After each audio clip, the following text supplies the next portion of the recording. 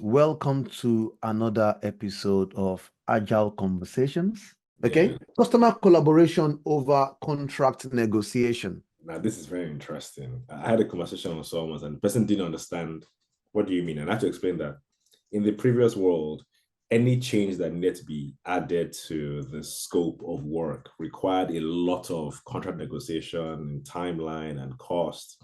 So you made it, like you said, when we were talking before, you made it in such a way that the customer had to think twice about a change. So now we're using Agile and Scrum and Kanban and all the rest of them to be able to help our customers gain the advantage. So I know like one of the principles talks about accepting change even late in the project. So imagine this customer working with him to increase their bottom line. And then they get new information from the market, but we have this robust process. They won't want to do it, right? So what we are saying, instead of having that process that it makes it difficult to make a change, accept change. Customer collaboration, we're working with the customer to get their competitive advantage. So work with them in totality. Obviously, we're not saying throw away the contracts, but that is not the focus. The focus is working software. The focus is the advantage. The focus is value. Delivering value. Yeah. Yes, absolutely. Absolutely. I like that value delivery. And I'm going to ask you to think about how can we help our customers with this? One thing I like to talk about is the use of goals, right? If we can have contract drafted around goals, which are meant to represent value, then maybe it's easier for us to have this collaboration. So for instance, the goal is to increase customer retention rates. If that's the goal for 6 months that we are committing to ourselves with our clients or with our customers, then what do we do? If the customer wants to change their requirements or what they've given to us, the conversation can be around the goal. How does this new requirement help deliver the goal? And if it does, then of course we bring it in and then we work on it in our future sprint. What else would you do to collaborate more with customers? I had one experience with a particular organization I was working with, and what they did was they had the conversation. So it's an external supplier, and like you already said, set up goals. What they then did was that okay, they did an estimation.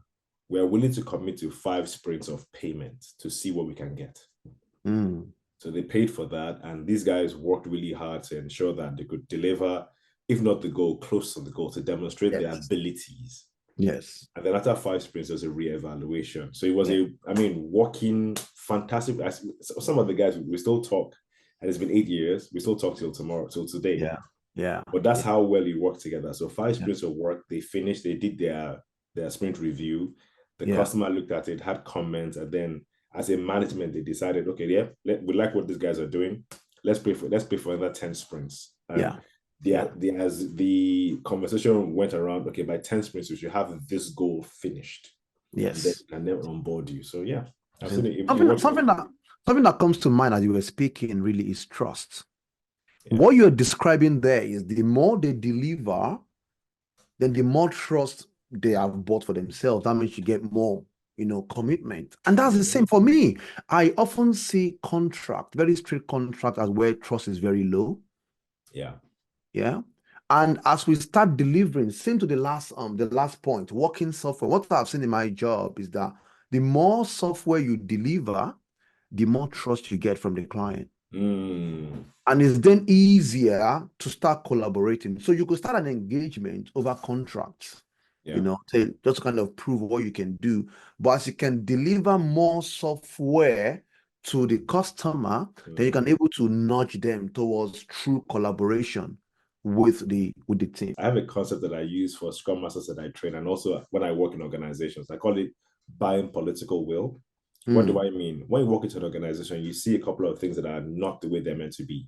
But you have no political power to make the change.